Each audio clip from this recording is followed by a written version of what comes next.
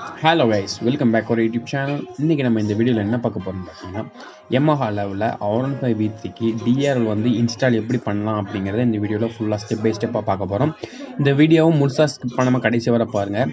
இந்த சேனலுக்கு யாராவது புதுசாக வந்திருந்தீங்கன்னா சப்ஸ்கிரைப் பண்ணிக்கோங்க. அதோட மட்டும் இல்லை, பக்கத்தில் உள்ள பெல் ஐக்கனையும் ப்ரெஸ் பண்ணிக்கோங்க. அது மாதிரி இந்த மாதிரி இன்ட்ரெஸ்டான வீடியோஸில் உங்களுக்கு நோட்டிஃபிகேஷனாக வரும். வாங்க இது எப்படி மாட்டலாங்க வீடியோக்குள்ளே போகலாம். இப்போ பார்த்தீங்கன்னா நம்ம ஹெட்லைட்டுக்கு பேக்கை கழட்டி பின்னாடி உள்ள ஸ்க்ரூ எல்லாமே அன்ஸ்க்ரூ பண்ணிவிட்டு எல்லா ஸ்க்ரூவும் ஒன்றா எல்லாத்தையும் கழட்டி எடுத்து வச்சுட்டு ஹெட்லைட்டை வந்து தனியாக நம்ம ஃபஸ்ட்டு பிரித்து எடுத்துக்கலாம்.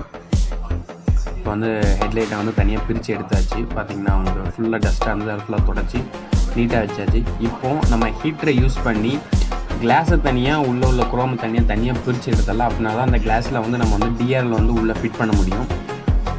ப்ராசஸை பார்க்கலாம்.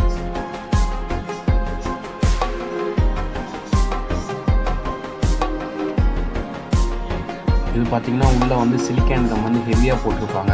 இதை வந்து நம்ம ஒரு ஸ்க்ரூ ட்ரைவரை யூஸ் பண்ணி அந்த சிலிக்கானை வந்து ஃபஸ்ட்டு ஒரு சைடு மட்டும் பிடிச்சி இழுக்கிற மாதிரி அளவுக்கு அந்த சிலிக்கானை வந்து அன்சிலிக்கான் பண்ணிவிட்டு அதை எடுத்து பிடிச்சி இழுத்தோம்னா உங்களுக்கு அந்த கிளாஸு தனியாக குரோம் தனியாக பிரிஞ்சு வந்துடும். இப்போ நம்ம ஃபுல்லாக ஹீட் பண்ணிவிட்டு ஒரு சைட்லேருந்து பிரிக்க ஆரம்பித்தோம்னா ஃபுல்லாகவே உங்களுக்கு வந்து அது பிரிய ஆரம்பிச்சிடும்.